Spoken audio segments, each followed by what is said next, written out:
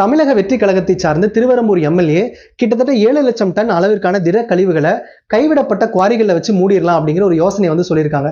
இது மிக மிக தவறானது, மோசமானது. இன்னைக்கு இருக்கிற அரசாங்கம் தயவு செஞ்சு முடிஞ்ச அளவுக்கு பணத்தை செலவு செஞ்சு இந்த குப்பைகளை சரிவர கையாளணும் அப்படின்னு கேட்டுக்கிறோம். ஏன்னா இதை நம்ம குவாரிகளில் போட்டு மூடும்போது அங்க இருக்கக்கூடிய நிலத்தடி நீர் மிகப்பெரிய அளவில் பாதிப்படையும் அப்படிங்கறத தெரிவிச்சுக்கிறோம். ரெண்டாவது நம்ம புரிஞ்சுக்க வேண்டியது என்னன்னா, இன்னைக்கு தமிழக வெற்றி கழகம் ஆட்சிக்கு வந்து 20 நாள்லயே அவ்வளவு குப்பைகள் சேர்ந்திருக்கு கிடையவே கிடையாது. இதுக்கு முன்னாடி இருந்த திராவிட கட்சிகள் வந்து திடக்கழிவு மேலாண்மையை சரியா வந்து செய்யாதனாலதான் இவ்வளவு பெரிய குப்பைகள் வந்து வளர்ந்து நிக்குது. இன்னைக்கு நம்ம எல்லாருமே வந்து தமிழக வெற்றி கழகத்தை விமர்சிக்கிறோம். இந்த யோசனை வந்து தவறானது, முட்டாள்தனமானது. நானும் பதிவு பண்றேன். இந்த மாதிரி குவாரிகள்ல போட்டு நம்ம மூடி வைக்கிறது அப்படிங்கிறது மிக மிக மோசமான ஒரு செயல் அப்படின்னு தான் நானும் பதிவு பண்றேன். ரெண்டாவது புரிஞ்சுக்க வேண்டியது, இதற்கு முன்னாடி இருந்த கட்சிகள் திடக்கழிவு மேலாண்மையில கோட்டை விட்டதுதான் இதுக்கு மிகப்பெரிய ஒரு காரணமே. நம்ம எல்லா ஊர்லயும் திடக்கழிவு மேலாண்மை அப்படின்னு சொல்லி ஒரு கூடாரம் வந்து போட்டு வச்சிருப்பாங்க. அது சரிவர செயல்பட்டு இருந்தாலே இந்த அளவுக்கான திடக்கழிவுகள் சேர்ந்திருக்காது.